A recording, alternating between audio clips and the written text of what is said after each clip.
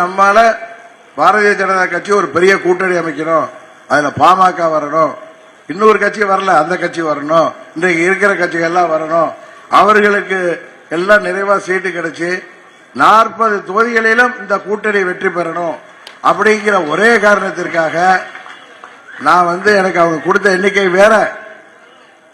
நான் 2 போதுன்னு முடிவெடுத்தா 1 போதுன்னு சொன்னத பாருங்க. ஒரு நிலைமை ஒரு ஆளு என்னமோ படை எலிப்படைன்னு ஒரு ஆள் வச்சுக்கிட்டு திமுகவுக்கு போய் சேரணும். அதுக்கு பரிதாபமா இருந்துச்சு.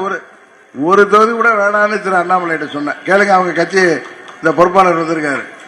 எங்களுடைய எண்ணம் அம்மா மக்கள் முன்னேற்ற கழகம் பாராளுமன்ற தேர்தலில் நின்று வெற்றி பெறுவதை தாண்டி தேசிய ஜனநாயக கூட்டணி தமிழ்நாட்டில் மாபெரும் வெற்றி பெறணும், துரோக கூட்டணி தோல்வி பெறணும்.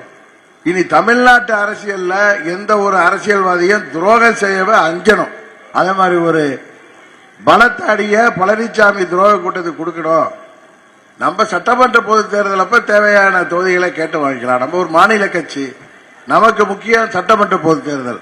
அப்பொழுது திரு அண்ணாமலை அவர்களிடம் பாரதிய கட்சி தலைவர்களிடம் பேசி எங்களுக்கு நமது செல்வாக்கு என்னங்கிறது அவங்களுக்கும் தெரியும். எங்கெல்லாம் நம்ம வேட்பாளர் நிறுத்த முடியும், எங்கெல்லாம் நல்ல வேட்பாளர் இருக்காங்க. இன்னொன்னு நம்ம கட்சிக்கு உள்ள ஒரு பெருமை என்னன்னா தமிழ்நாடு முழுவதும் நமது இயக்கம் இருக்கு. சென்னையா இருக்கட்டும், கிருஷ்ணகிரியா இருக்கட்டும், தருமபுரியா இருக்கட்டும், அங்க பொள்ளாச்சியா இருக்கட்டும், கன்னியாகுமரி வரைக்கும் நமக்கு அமைப்பு இருக்கு. எல்லா இடத்திலும் சிறந்த வேட்பாளர்கள் இருக்கிறாங்க. நாம் எல்லா இடங்களிலும் போட்டியிடுவதற்கு அன்றைக்கு தேவையான இன்றைக்கு விட்டு கொடுத்து அன்றைக்கு நாம் சீட்டுகளை பெற்றுக் கொள்ளலாம். விட்டு கொடுத்தவன் இன்றைக்கு கெட்டு போவதில்லை. கரெக்டா இல்லையா? அதுபோல ஒரு நல்ல எண்ணத்துல ஒரு தொலைநோக்கு பார்வையில நமது கூட்டணி வெற்றி பெறணும்னு சொல்லிட்டு நான் ஒரு சீட்டு போகுதுன்னு சொன்னேன். அது பாவம், அவர் நிலைமை ஒன்னும் ஆகலைங்க. இப்ப கூட பாஜக என்ன சொல்றாங்க, அவர் ஜெயிச்சா அவரை மந்திரி ஆக்கிறதுக்கு நாங்கெல்லாம் சேர்ந்து எங்க பாரதிய கட்சி தலைமைக்கு நாங்க ரெக்கமெண்ட் பண்ணுவோங்கிறாங்க. இது எத்தனை கட்சி கூட்டணி அமைச்சாலும் பிரதமராக மோடி வரப்போறத யாராலையும் மாற்ற. இது உண்மைதான். ஏதோ நான் கூட்டணியில் இருக்கிறதுக்காக தினகரன் பேசுறேடா, நான் பேசுறதெல்லாம் இங்க இருந்தா பேசுவேன், இங்க இருந்தெல்லாம் பேச வராது, உங்களுக்கு தெரியும். அதனாலதான் என் கூட இத்தனை பேர் இருக்கீங்க. நம்ம யாரையும் ஐஸ் வச்சும் பேச மாட்டோம், தேவையில்லாதையும் பேச மாட்டோம். இதை நான் திமிராலாம் சொல்லல, என் சுவாபத்தை சொல்றேன்.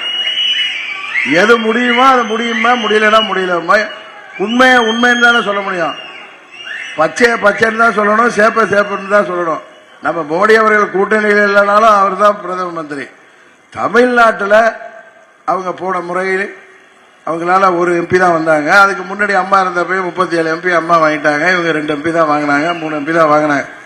இந்த முறை 10 ஆண்டு சாதனைகளால் மோடி அவர்களின் செல்வாக்கு தமிழ்நாட்டில் உயர்ந்திருக்குங்கிறத எல்லாரும் ஒத்துதாகும்.